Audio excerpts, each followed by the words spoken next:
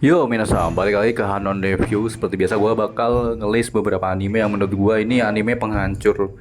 Bukan penghancur mental, tapi agak kena mental sedikit. Karena dari cerita dan segi protagonisnya juga lumayan main sih di dalamnya. Kayak ya banyak. Jadi langsung aja ya, ini anime-anime yang bikin mental ambiar ya, ghosting atau bahkan babak belur habis nonton gitu. Siap-siap baper berat sih, kalau enggak ya baper akut gitu, galau, atau bisa-bisa lu ngerasa I'm not okay for this gitu kan ya. Ini adalah listnya. Nomor satu adalah Neon Genesis Evangelion ya. Ya alurnya seperti biasa, yang pasti udah banyak nonton sih, tapi yang kalau belum nonton gue saranin gitu ya. Ya alurnya itu awalnya kelihatan kayak anime robot atau mecha biasa gitu. Tahu-tahu plot twist jadi terapi session yang tokoh antagonisnya siapa di sini ya? Ya tokoh antagonisnya itu Gondo Ikari atau Papa Shinji ya. King of Daddy Issue kan. Demen banget gaslighting anaknya sendiri gitu. Cool but cruel, motivasinya cuma satu, yaitu balikin mantan istrinya yang udah almarhum, sisanya ya nggak penting gitu. Terus sama Sele ya, kayak kayak Illuminati versi anime gitu, ngatur dunia dari balik layar buat riset manusia. Pokoknya steady banget lah itu. Terus yang kedua ada Berserk deh ya, terutama yang Golden Age art gitu. Alurnya gimana ya, cerita tentang Guts, badass yang hidupnya cuman battle dan suffering gitu. Dia tuh ketemu si Griffith ya, si karismatik leader yang punya ambition level God model gitu. Mereka jadi duo yang solid, tapi Griffith low-key obses sama God gitu. Pas God milih jalan sendiri, Griffith langsung mental breakdown dan bikin keputusan yang ngedestroy semua orang. Adegan Eclipse itu legendary dan brutal, sadis, traumatizing tuh banget. Lu bakal ngerasain betrayal on another level gitu, dan God selamanya hidup dalam endless revenge mode gitu. Terus jangan nonton pas lagi happy ya, karena bakal langsung mood swing gitu. Terus tokoh antagonisnya siapa di sini ya? Tentu saja Griffith atau Femto lah ya, the ultimate backstabber dari idol jadi iblis itu. Motivasinya if you're not with me, you're my sacrifice gitu loh. Dia jual seluruh kru buat naik level jadi makhluk OP gitu. Pure evil yang banget elegan gitu. Terus God Hand ya, bos-bos iblis yang ngatur Eclipse. Vibe-nya tuh kayak final boss yang lagi bikin hopeless gitu. Ya terus nomor 3 tuh serial karya Gen Urobuchi ya, kayak judulnya tuh Urobucher gitu. Misal Madoka Magica ya kan, Psycho Pass, Fate Zero gitu. Vibe-nya gimana? Lo expect magical girl, dapetnya despair dan kontrak yang bikin nyesel seumur hidup lo gitu. Expectnya savvy detektif, ya dapetnya sistem yang ngejat lu bisa jadi kriminal sebelum lu berbuat salah gitu. Intinya Unbroker itu jagonya bikin twist yang dark gitu, bikin karakter favorit lu mati dengan cara yang tragis, dan bikin lu nanya apakah justice itu beneran ada gitu. Terus tokoh antagonisnya yang punya ciri khas ya, seringnya bukan orang jahat biasa, tapi sistem atau ideologi yang flawed. Contoh di Psychopath, siapa yang benar-benar jahat? Sistem sibil yang cold dan kalkulatif ya, atau manusia yang cuma jadi produk sistem? I know, mind blowing kan. Terus nomor 4 ada Now and Then, Here and There gitu. Alurnya gimana? Ini anime no filter tentang perang dan anak-anak. MC-nya Shu ya, anak baik-baik yang kebawa ke dunia distopian. Di sana dia ngalamin langsung kayak child soldier, slavery, torture, rape. Nonton ini kayak emotional torture sendiri gitu, karena lu lihat orang yang polos dan baik dihancurkan pelan-pelan sama realita yang kejam gitu. Bikin nangis, bombay, dan ngerasa powerless gitu loh. Tokoh antagonisnya siapa sih? Dia ada Hamdo ya, diktator yang kekanak-kanakan dan psikopat gitu.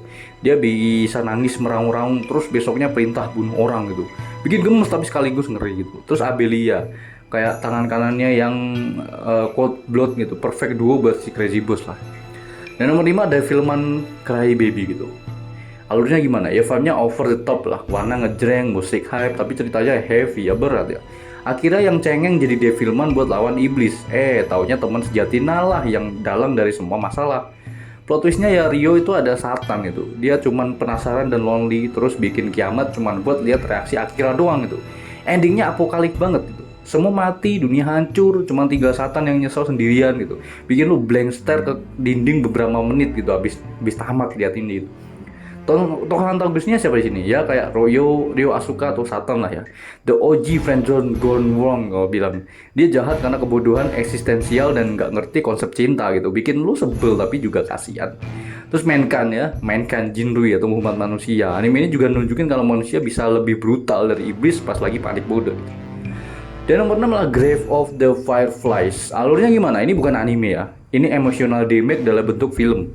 Cerita tentang kakak beradik atau Seita dan Setsuko yang berjuang hidup di akhir Perang Dunia II.